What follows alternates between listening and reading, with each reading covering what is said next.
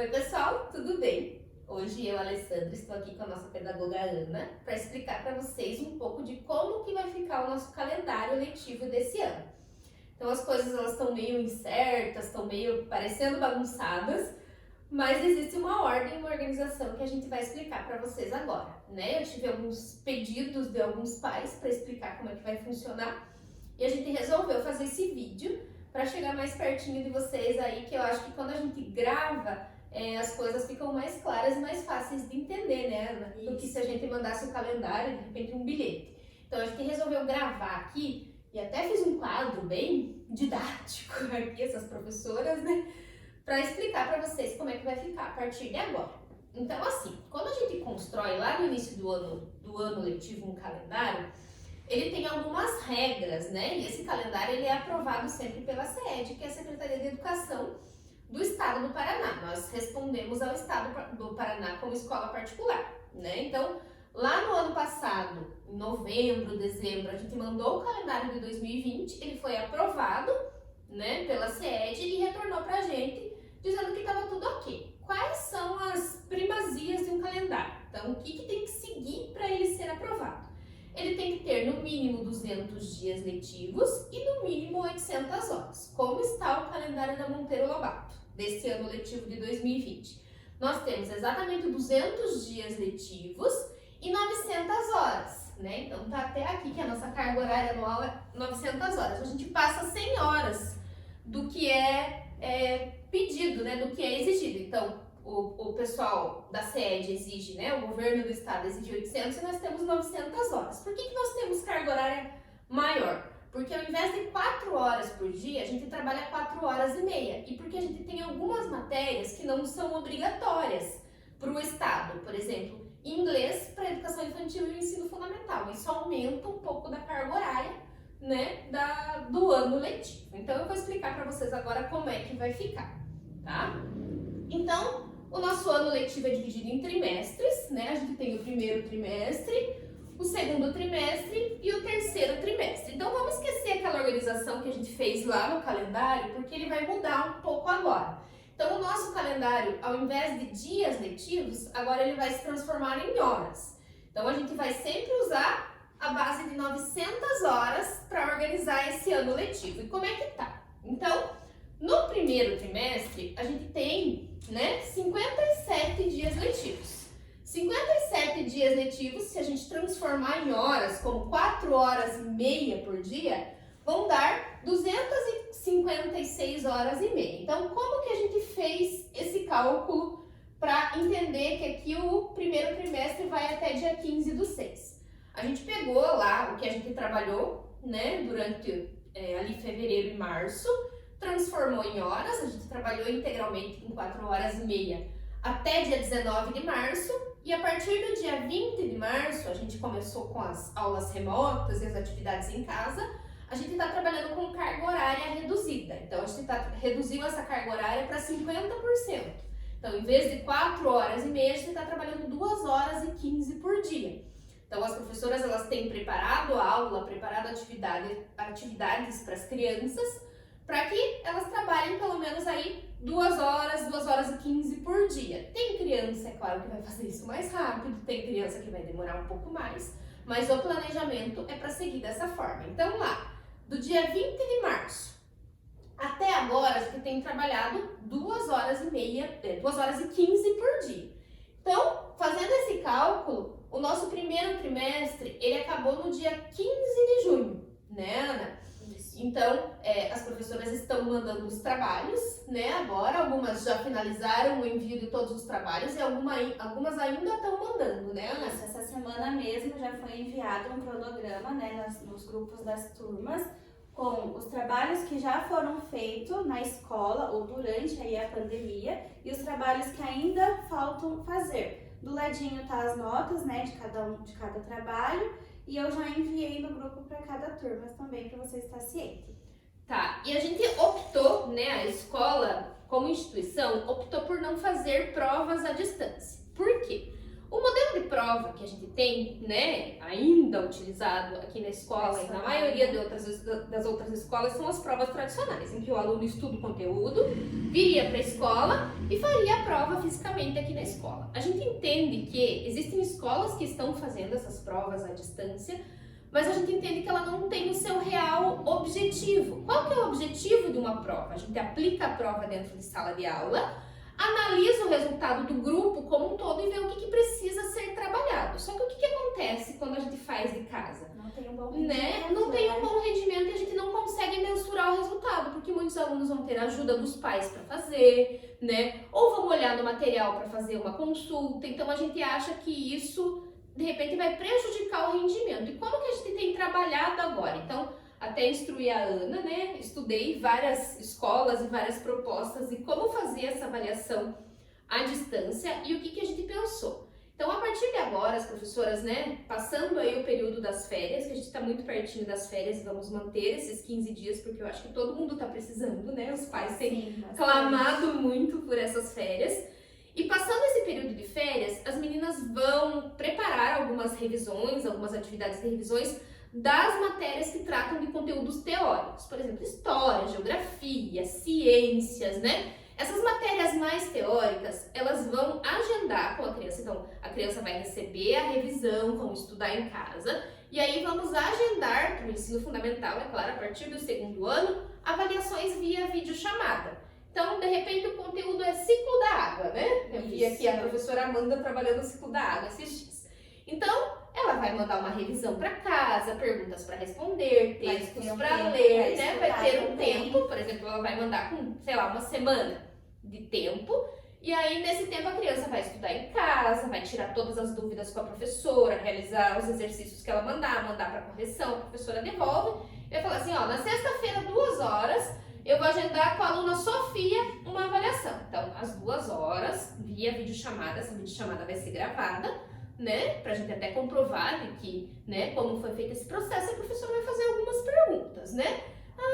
Quais são os estados físicos da água? E a criança vai responder. E a gente vai ter a real certeza de que a criança estudou aquilo, né? De que não tem ninguém ali fazendo por ela. E vamos ter a garantia da eficácia desse processo. E aí a professora vai fazer um apanhado geral, né? Ver como que todo mundo foi, se todo mundo estudou, se dá para passar para um próximo conteúdo ou se tem que retornar desse conteúdo. Então, essa é a forma que a gente achou das avaliações serem realmente efetivas. Então, é assim que a gente pretende trabalhar a partir de agora com as avaliações, né?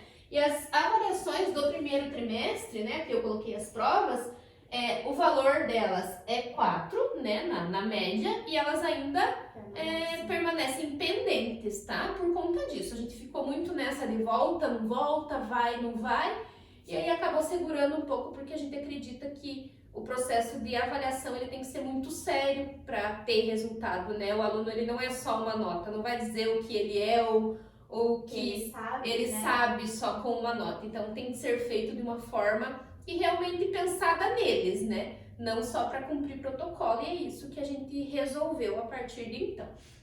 Então, no dia 16 de junho, a gente iniciou o 2º trimestre, tá mais ou menos batendo lá como o início do 2º módulo dos livros das crianças, né, Ana? Isso. O 2º trimestre, ele teria 73 dias letivos lá no nosso calendário, né? Ou 328 horas e meia, né? Então a gente inicia, eu não posso dizer para vocês aqui quando que ele termina, porque aí a gente pensa no possível retorno em agosto. Então assim, a gente tem sim um possível retorno das escolas particulares antes da rede pública. Então a rede pública já anunciou que não retorna esse ano, né, Ana?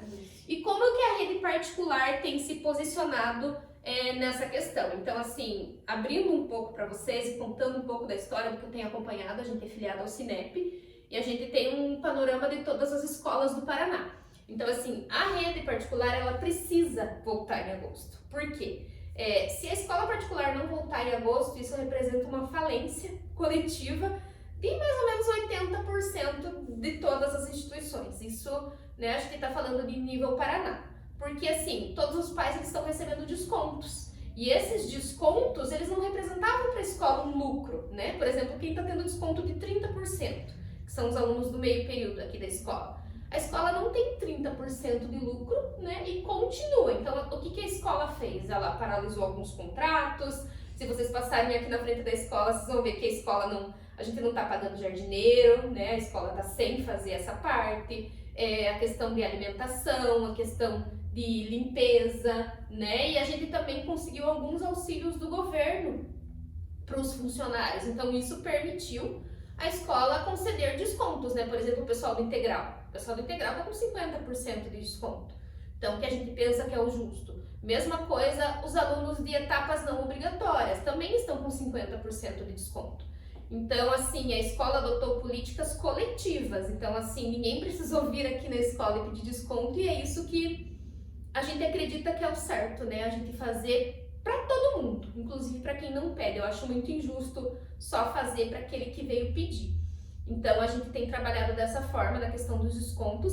E assim, caso as aulas não voltem lá no 13 de agosto, que seria o primeiro dia letivo de agosto, a gente vai começar a estender a carga horária. Então, assim, a gente teria que terminar esse ano letivo até janeiro do ano que vem. E se a gente não começar com uma carga horária maior no mês de agosto, a gente não consegue entregar, né, todas essas 900 horas para as crianças. A gente sabe que está muito difícil em casa, que as crianças não conseguem ter a mesma concentração, rotina, que pai não é professor, professor também não é youtuber, então assim, tá difícil para todo mundo. O que a gente mais quer nesse momento é voltar, mas a gente acredita que se retornar, vai retornar da forma híbrida. O que é retornar da forma híbrida?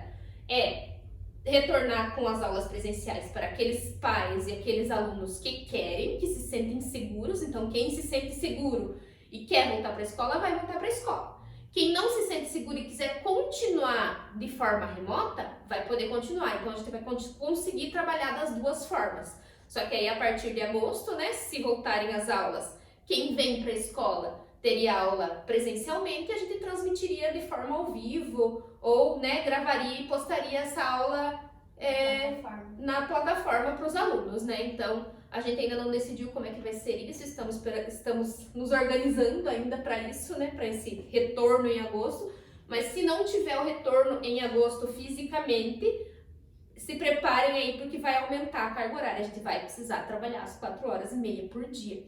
Então, eu sei que muitos ficam preocupados com isso, né? A gente tem alguns relatos, né? E tem muitos clamando por isso, para que se aumente a carga horária. Então, a gente fica bem dividido ali em o que fazer, como fazer. Mas é isso. Então, hoje a gente veio aqui, não sei se ela quer complementar alguma coisa. Acho que a Ali já disse tudo, né? O que tinha que dizer, tá tudo bem certinho, né?